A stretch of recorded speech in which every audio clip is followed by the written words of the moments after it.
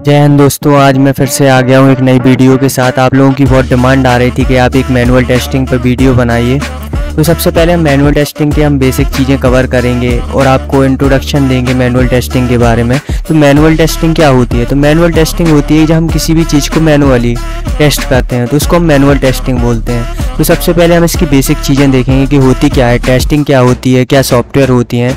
तो सबसे पहले हमारा आता है व्हाट इज़ सॉफ्टवेयर। सॉफ्टवेयर क्या है? सॉफ्टवेयर एक बहुत सारे प्रोग्राम का कलेक्शन है जो एक टास्क को परफॉर्म करने के लिए ज़रूरी होता है। तो टाइप्स ऑफ सॉफ्टवेयर देखेंगे। तो सॉफ्टवेयर एक सिस्टम सॉफ्टवेयर होता है आपका, एक प्रोग्रामिंग सॉफ्टवेयर होता है, एक आपका एप्लीकेशन सॉफ्टवेयर होता है। तो सिस्टम सॉफ्टवेयर में आपकी कौन कौन सी चीज़ें आती हैं? फर्स्ट हो गया आपका डिवाइस ड्राइवर्स, ऑपरेटिंग सिस्टम्स आते हैं आपके, सर्वर्स आते हैं आपके, यूटिलिटीज़ आती हैं आपकी। दूसरा हो गया आपका प्रोग्रामिंग सॉफ्टवेयर। तो प्रोग्रामिंग सॉफ्टवेयर में क्या क्या रहेगा आपका? कंपाइलर्स रहेंगे, डीबगर्स रहेंगे, इंटरप्रेटर्स रहेंगे। और तीसरा है आपका एप्लीकेशन सॉफ्टवेयर। तो एप्लीकेशन सॉफ्टवेयर में क्या रहेंगे? बेसिकली हम सब जानते ही हैं कि एक वेब एप्लीकेशंस हो गए, आपके मोबाइल ऐप्स हो गए, डेस्कटॉप एप्लीकेशंस हो गए। उसके बाद हम जानते हैं what is software testing. Software testing होती क्या है? सॉफ्टवेयर टेस्टिंग कैसे करते हैं? Software testing is a part of software development process. जब हम किसी भी सॉफ्टवेयर को डेवलप करते हैं, उसको बनाते हैं, तो उसका एक पार्ट होता है। दूसरा आता है आपका software testing is activity to detect and identify the defect in the software. और सॉफ्टवेयर टेस्टिंग हम तब यूज करते हैं जब हम किसी भी एप्लीकेशन या किसी भी सॉफ्टवेयर को डिटेक्ट करते हैं, उसमें डिफेक्ट की तो नहीं है, उसमें कोई बग्स तो नहीं है, सॉफ्टवेयर की जो क्वालिटी है वो अच्छी है या नहीं, क्वालिटी स्टैंडर्ड उसमें चेक करते हैं। तीसरा है आपका the objective of testing is to release quality product to the client. तो इसमें हम देखते हैं कि जब हम अपने सॉफ्टवेयर को रिलीज करते हैं तो उसकी टेस्टिंग इसलिए ज़रूरी है क्योंकि जब हम अपने क्लाइंट को सॉफ्टवेयर देते हैं तो एक क्वालिटी प्रोडक्ट होना चाहिए। उसके बाद आता है आपका सॉफ्टवेयर क्वालिटी। सॉफ्टवेयर क्वालिटी क्या है? तो quality is defined as a justification of all the requirement of a customer in a product. जब हम कोई प्रोडक्ट डिलीवर करते हैं अपने कस्टमर को तो एक क्वालिटी प्रोडक्ट डिलीवर करते हैं जिसमें आपकी सारी चीज़ें रहेंगी। सॉफ्टवेयर टेस्टिंग रहेगा और उसमें हम टेस्ट करके देखेंगे कि जो हमने सॉफ्टवेयर डिलीवर किया है उसमें कोई बग्स तो नहीं है, उसमें कोई डिफेक्ट तो नहीं है। ये सारी चीज़ें हम उसमें देखेंगे। उसके बाद आता है quality is not defined in the product. जो क्वालिटी है वो प्रोडक्ट में डिफाइंड नहीं होती है, it is defined in the customers mind. ये कस्टमर के माइंड पे रहती है। उसके बाद हम देखते हैं क्वालिटी सॉफ्टवेयर इज रीजनल भी। उसके बाद जो हमारा सॉफ्टवेयर है उसकी क्वालिटी कैसी होनी चाहिए? तो सबसे पहले आता है आपका वर्क फ्री। जो आपका सॉफ्टवेयर है वो वर्क फ्री होना चाहिए, उसमें कोई बग नहीं होनी चाहिए।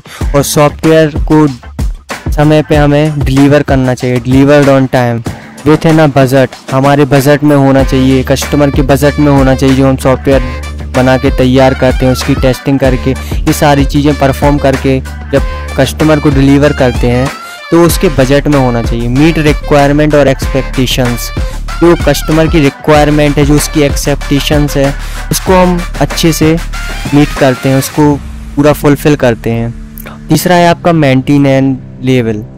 जो मेंटेन लेवल है उसको अच्छे से मेंटेन करते हैं सॉफ्टवेयर को। जब भी कोई सॉफ्टवेयर बन के तैयार होता है तो उसको मेंटेनेंस भी ज़रूरी होती है। कब कौन सी चीज़ अपडेट करना है, कब कौन सी चीज़ डिलीट करना है।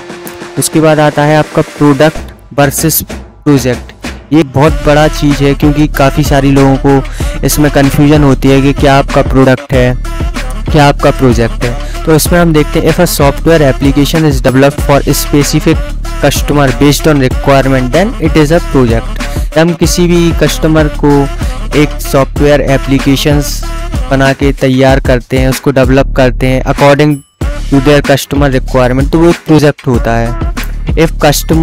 If software application is developed for multiple customers based on market requirement then it is called a product. तो सिंपल सी बात ये है कि जब हम किसी भी कस्टमर को उसका प्राइवेट सॉफ्टवेयर बना के तैयार करके देते हैं तो उसको हम प्रोजेक्ट बोलते हैं।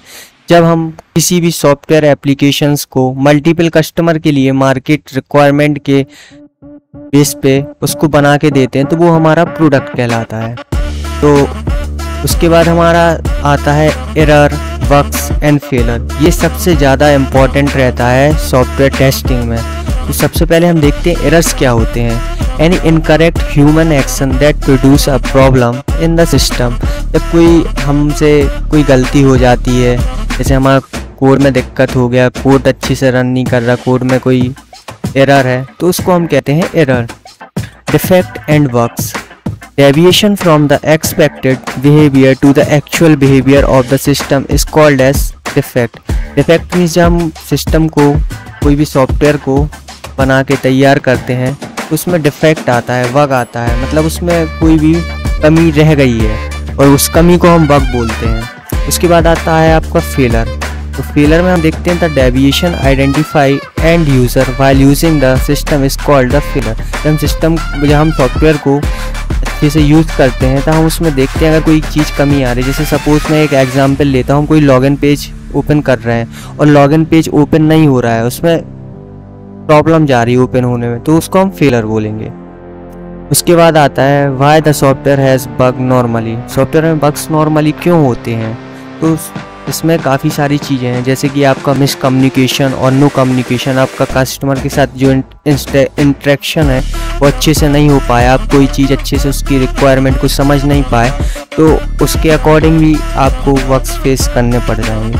उसके बाद सॉफ्टवेयर कम्प्लेक्सिटी, ये भी एक बहुत बड़ा कारण होता है बग्स का। तीसरा है आपका प्रोग्रामिंग एरर। जब आप प्रोग्रामिंग करते हैं, अपने कोड वगैरह लिखते हैं, तो उसमें कोई एरर आता है तो उसको हम प्रोग्रामिंग एरर कहते हैं और ये भी बग्स का कारण बनता है। उसके बाद चेंजिंग रिक्वायरमेंट, जब हमने कोई सॉफ्टवेयर बना के तैयार कर लिया है, वो कस्टमर को डिलीवर कर दिया है, फिर कस्टमर की जो रिक्वायरमेंट आती है कि हमें इसमें ये चीज़ें अपडेट करना है, इसको हम मॉड्यूल को अपडेट करना है, तो उसके बेस पे भी बग्स अपन को फेस करने पड़ सकते हैं। और लैक ऑफ स्किल टेस्टर, और जो स्किल टेस्टर की कमी रहती है उसके कारण भी बग्स आ जाते हैं, क्योंकि जब हम कोई भी सॉफ्टवेयर को बना के तैयार करते हैं, उसको कस्टमर के साथ शेयर करते हैं, उसको डिलीवर करते हैं कस्टमर के साथ, तो उसमें अच्छे से टेस्टिंग होनी चाहिए, उसको कई बार टेस्टेड होना चाहिए। अगर उसको टेस्टिंग हम अच्छे से नहीं करेंगे, कि स्किल टेस्टर नहीं रहेंगे हमारे पास, तो उसमें बग्स होने के चांस काफ़ी सारे बढ़ जाते हैं। तो उम्मीद है आप सभी लोगों को वीडियो समझ में आया होगा, आप सभी लोगों को समझ में आया होगा कि कैसे हम सॉफ्टवेयर टेस्टिंग करते हैं, क्या सॉफ्टवेयर्स होते हैं, क्या बग्स होते हैं, क्या एरर होते हैं, कैसे हमें बग्स फेस करने पड़ते हैं। तो ये सारी चीज़ें आप लोगों के लिए काफ़ी फ़ायदेमंद रहेंगी। तो चैनल पे यूं ही बने रहिए और मैं आप लोगों के लिए ऐसी सॉफ्टवेयर टेस्टिंग से रिलेटेड वीडियो लाता रहूँगा। तो आप चैनल को लाइक करें, सब्सक्राइब करें और शेयर करें। Thank you so much. Well